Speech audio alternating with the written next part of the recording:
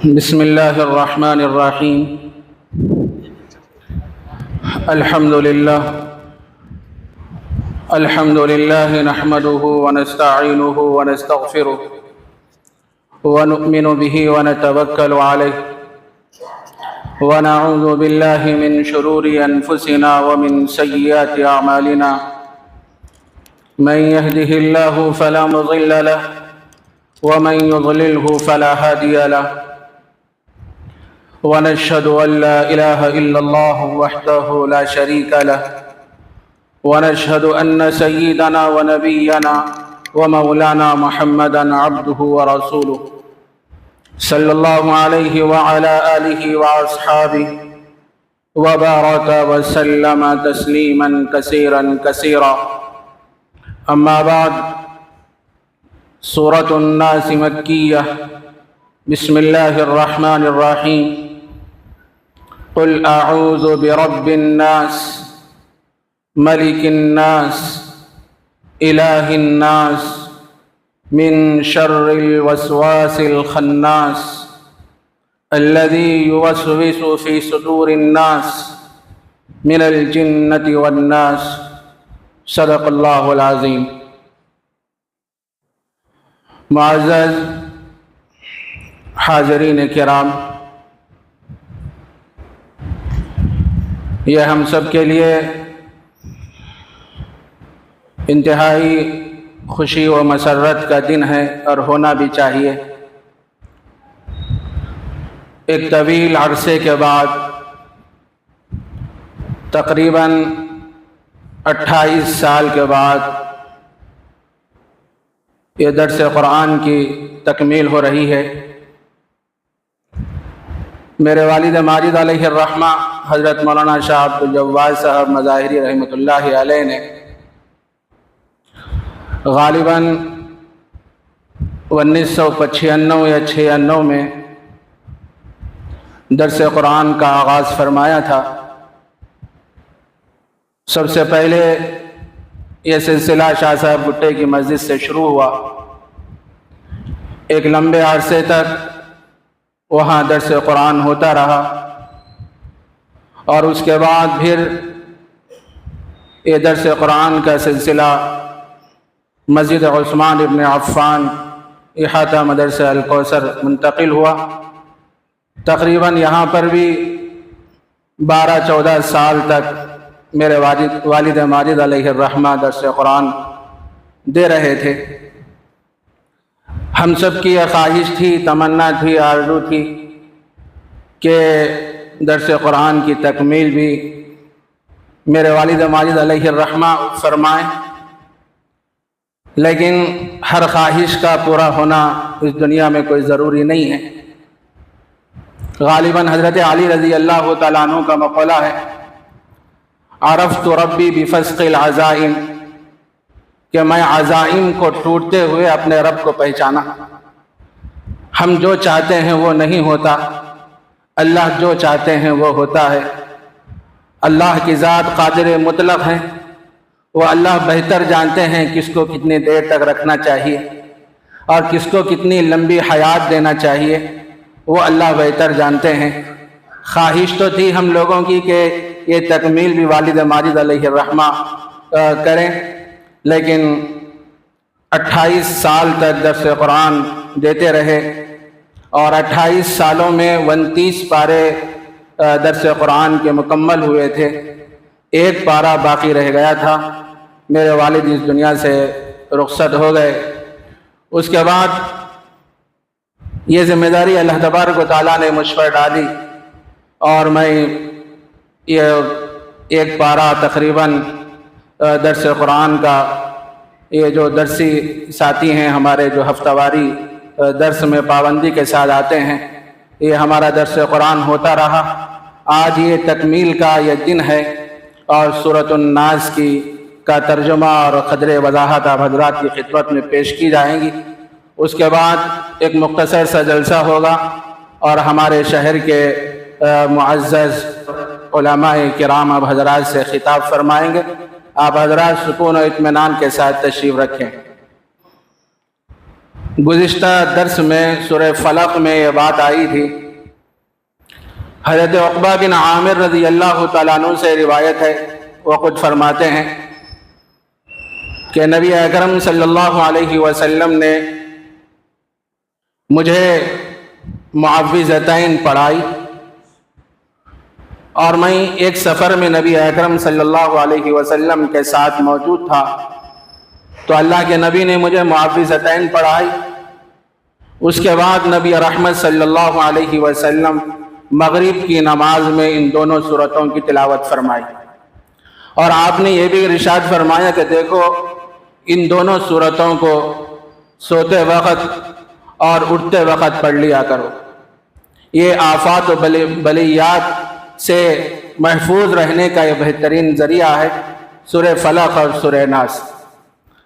حضرت عقبہ بن عامر رضی اللہ تعالیٰ عنہ فرماتے ہیں رسول اللہ صلی اللہ علیہ وسلم نے ارشاد فرمایا کہ عقبہ تمہیں کچھ خبر بھی ہے کہ اللہ تبارک و تعالیٰ نے مجھ پر ایک ایسی سورتیں نازل فرمائی ہیں، سورہ فلق اور سورہ ناس، اس کے مثل کوئی اور سورت نہیں. اور ایک روایت میں یہ ہے کہ تورات، انجیل اور زبور اور قرآن مجید میں اس کے مثل کی کوئی سورت نہیں. حضرت عائشہ صدیقہ رضی اللہ تعالیٰ عنہ فرماتی ہیں کہ نبی اکرم صلی اللہ علیہ وسلم کا یہ معمول تھا کہ آپ سورہ فلق اور سورہ ناس کثرت سے پڑھا کرتے تھے، اور پڑھنے کے بعد اپنے ہاتھوں پہ دم کرتے اس کو اپنے جسم پہ پھیر لیا کرتے تھے. جب نبی رحمت صلی اللہ علیہ وسلم کی طبیعت ناساز ہو گئی، مرض الوفات میں آ گئے، تو حضرت عائشہ صدیقہ رضی اللہ تعالیٰ عنہ بیان فرماتی ہیں کہ اللہ کے نبی کو شدید تکلیف تھی، تو میں یہ کام کرتی کہ میں خود سے سورہ فلق اور سورہ ناس پڑھتی، اور پڑھنے کے بعد اللہ کے نبی کے دونوں ہاتھوں پہ دم کرتی، اور اس کے بعد اللہ کے نبی علیہ السلام اپنے مبارک ہاتھوں کو اٹھا کے اپنے جسم پہ پھیر لیا کرتے. حضرت عائشہ رضی اللہ تعالیٰ عنہ بیان فرماتی ہیں کہ میں یہ کام اس واسطے کرتی کہ میں خود پڑھ کے اللہ کے نبی کے دونوں ہاتھوں پہ دم کرتی، اس واسطے کرتی کہ میرے ہاتھ اللہ کے نبی کے ہاتھ کی طرح نہیں ہیں، باعظمت ہاتھ، مبارک ہاتھ، برکت والے ہاتھ، جن کے صدقے میں اللہ نے اس کائنات کو وجود بخشا ہے، اور نبی رحمت صلی اللہ علیہ وسلم کی طبیعت ناساز ہے، تو میں یہ کام کرتی کہ پڑھ کے آپ کے ہاتھوں پہ دم کرتی، اور نبی رحمت صلی اللہ علیہ وسلم اس کو اپنے جسم پہ پھیر لیا کرتے تھے. حضرات صحابہ کرام کا بھی یہ معمول تھا کہ کثرت سے سورہ فلق اور سورہ ناس پڑھا کرتے تھے. تو ہمیں بھی چاہیے کہ سوتے وقت اور جب ہم اٹھ جائیں، بیدار ہو جائیں، تو ان سورتوں کو پڑھنے کا ہم اہتمام کریں. گزشتہ درس میں آپ نے قدر وضاحت کے ساتھ یہ بات سماعت فرمائی تھی کہ سورہ فلق اور سورہ ناس یہ دونوں سورتیں ایک ساتھ نبی اکرم صلی اللہ علیہ وسلم پر نازل ہوئی. نازل ہونے کا سبب یہ ہے کہ حضرت عائشہ رضی اللہ تعالیٰ عنہ فرماتی ہیں، بخاری میں وہ روایت موجود ہے کہ اللہ کے نبی علیہ السلام پر جادو کا اثر ہوا تھا. اس کے نتیجے میں یہ ہوتا تھا کہ اللہ کے نبی علیہ السلام یہ محسوس کرتے تھے کہ میں نے فلاں کام کر لیا ہے، حالانکہ آپ وہ کام کیے ہوئے نہیں ہوتے تھے. جادو کے اثر کی وجہ سے آپ ایسا محسوس کیا کرتے تھے. ایک دن اللہ کے نبی علیہ السلام آرام فرما رہے تھے، دو شخص آئے، ایک شخص آپ کے سرہانے بیٹھ گیا اور ایک شخص پیر کی طرف بیٹھ گیا، اور پیر والا جو شخص تھا وہ سرہانے والے آدمی سے یہ کہہ رہا تھا کہ اس آدمی کو کیا ہو گیا. تو وہ جو آدمی تھا اصل میں فرشتہ تھا، تو وہ فرشتہ کہنے لگا کہ یہ مسحور ہیں، ان پر جادو کیا گیا ہے. تو پھر وہ فرشتہ پوچھا کہ کس نے ان پر جادو کیا ہے؟ تو فرشتہ کہنے لگا کہ لبید بن عاصم نے نبی رحمت صلی اللہ علیہ وسلم پر جادو کیا ہے. اور کس چیز میں جادو کیا ہے؟ تو فرمایا گیا کہ ایک کنگھی اور اس کے دندانے میں جادو کیا گیا، اور وہ جادو ایک کنویں کے اندر ایک پتھر کے نیچے دفن کیا گیا ہے، جس کی وجہ سے نبی اکرم صلی اللہ علیہ وسلم پر جادو کا اثر ہوا، اور آپ یہ محسوس کیا کرتے تھے کہ میں نے فلاں کام کیا ہے، لیکن آپ وہ کام کیے ہوئے نہیں ہوتے تھے۔ تو نبی رحمت صلی اللہ علیہ وسلم کو خواب میں ساری چیزیں بتلائی گئیں، کس نے جادو کیا وہ بھی بتلایا گیا، اور کہاں جادو کیا، کس مقام پہ جادو کیا وہ چیز بھی بتلائی گئی۔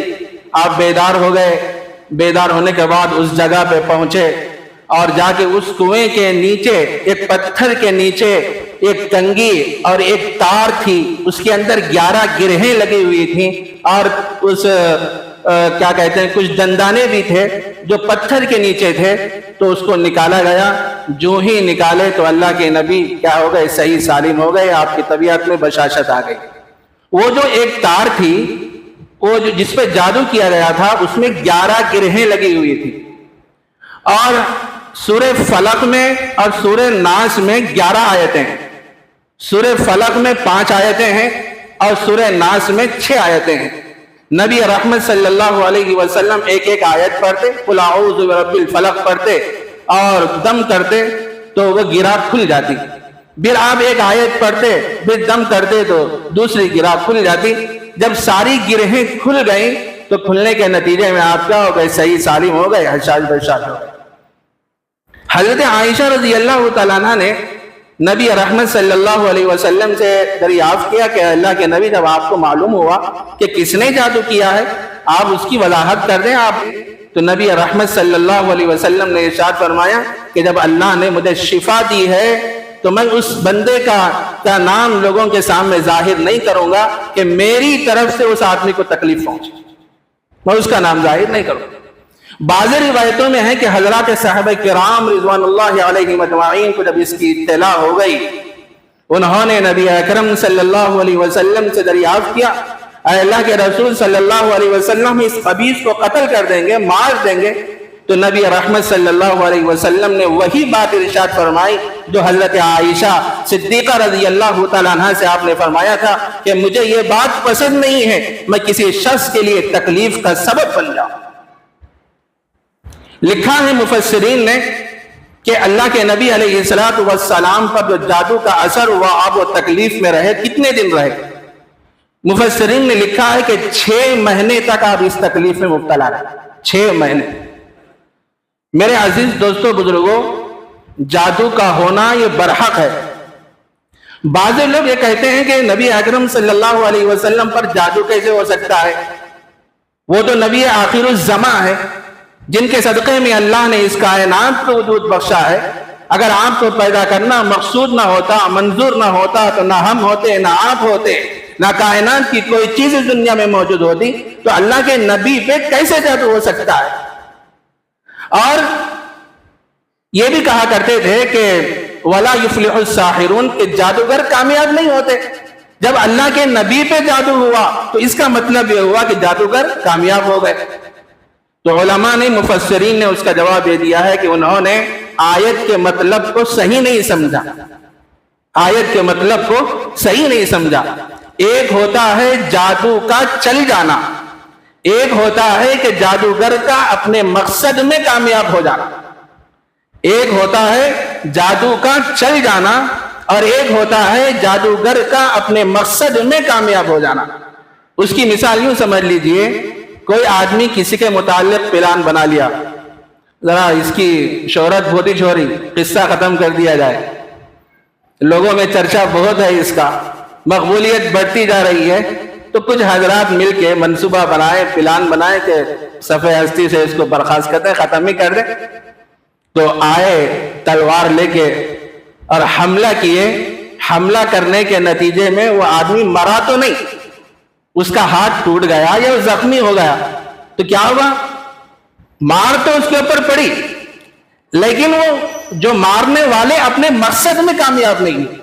اسی طرح نبی اکرم صلی اللہ علیہ وسلم پر جادو کا اثر تو ہوا، لیکن جادوگر اپنے مقصد میں کامیاب نہیں ہوئے، اس واسطے کہ جادوگر تو یہ چاہتے تھے کہ جس دین کو نبی رحمت صلی اللہ علیہ وسلم لے کے آئے، اعلاء کلمت اللہ کے لیے آپ لوگوں میں پھرتے ہیں، وحدانیت کا درس دیتے ہیں، لوگوں کو اللہ سے قریب کرنے کی فکریں اور کوششیں کرتے ہیں۔ ظاہر ہے اللہ کے نبی پر ہم جادو کریں گے تو آپ اس مقصد سے باز آ جائیں گے، آپ یہ کام نہیں کر پائیں گے، لیکن جادوگر اپنے مقصد میں کامیاب نہیں ہے۔ تو جادو کا ہونا تو یقینی ہے۔ تو حق تعالیٰ جل شانہ نے یہ صورتیں نبی رحمت صلی اللہ علیہ وسلم پر نازل فرمائی۔ سورہ فلق اور سورہ ناس ایک ساتھ یہ صورتیں نازل ہو گئی۔ میرے عزیز دوستو بزرگوں، یہ بہت بڑا ہتھیار ہے ہمارے پاس۔ سورہ فلق اور سورہ ناس کی صورت میں ہم لوگ اس کو پڑھتے نہیں، پڑھنے کا ہم اہتمام کریں۔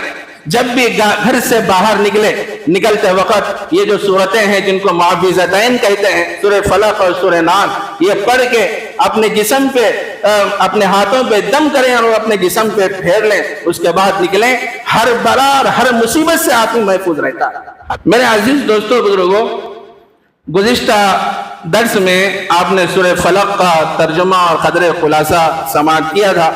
اب قدر وضاحت کے ساتھ آپ حضرات کی خدمت میں دو ایک باتیں پیش کرتے ہوئے اپنی بات کو میں ختم کرتا ہوں۔ پہلے ترجمہ سماعت فرمائیں۔ قل اعوذ برب الناس، اللہ تبارک و تعالی نبی رحمت صلی اللہ علیہ وسلم سے فرماتے ہیں، نبی آپ کہہ دیجئے میں لوگوں کے پروردگار کی پناہ لیتا ہوں، ملک الناس لوگوں کے بادشاہ کی پناہ لیتا ہوں، الہ الناس لوگوں کے معبود کی پناہ لیتا ہوں، من شر الوسواس الخناس وسوسہ ڈالنے والے، پیچھے ہٹ جانے والے کے شر سے، الذی یوسوس فی صدور الناس جو لوگوں کے دلوں میں وسوسہ ڈالتے ہیں، من الجنۃ والناس وہ جنات میں سے بھی ہوتے ہیں اور لوگوں میں سے بھی ہوتے ہیں۔ وسوسہ ڈالنے والے شیاطین الانس بھی ہوتے ہیں اور شیاطین الجن بھی ہوتے ہیں۔ حضرت حکیم الامت مولانا اشرف ولی تھانوی رحمۃ اللہ علیہ نے بڑی عجیب بات تفسیر بیان القرآن میں بیان فرمائی ہے، وہ یہ ہے کہ حق تعالی جل شانہ نے سورہ ناس میں اور سورہ فاتحہ میں جو مضمون بیان فرمایا ہے وہ توحید والا مضمون ہے، اور دونوں مضامین سے کیا ہے توحید متحقق ہوتی ہے۔ اور یہ بات بھی حکیم الامت مولانا اشرف علی تھانوی رحمۃ اللہ علیہ نے بیان فرمائی، دونوں میں ربط کیا ہے، سورہ ناس میں اور سورہ فاتحہ میں ربط کیا ہے۔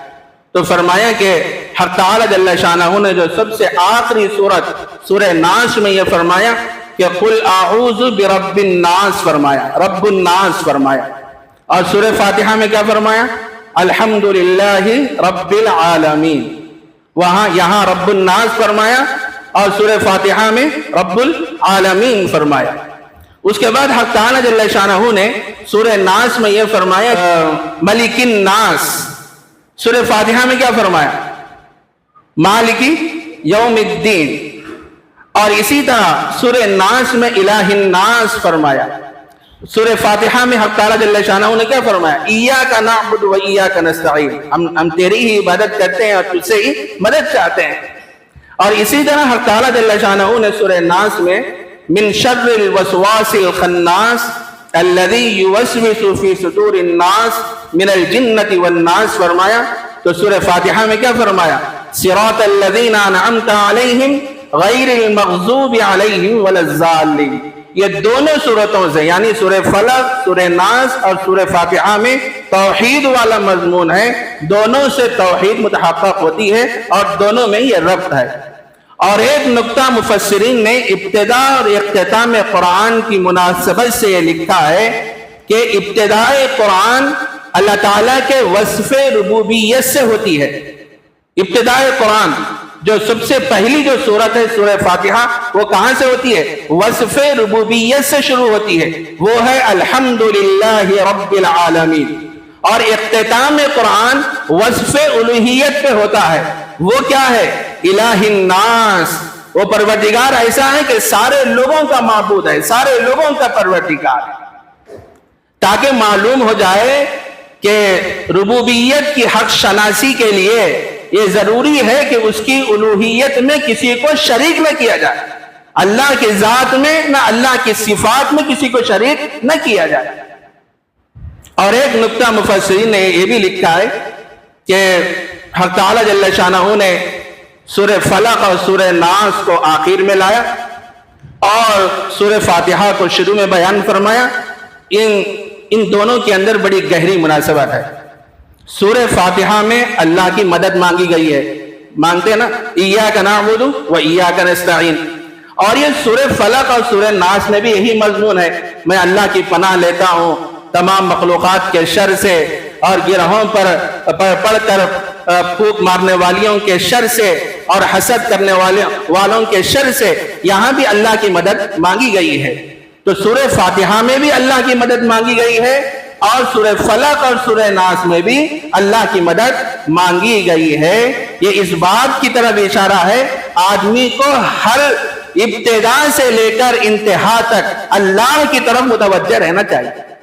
ابتدا سے لے کر انتہا تک اللہ کی طرف متوجہ رہنا چاہیے اور اللہ سے مدد مانگتے رہنا چاہیے.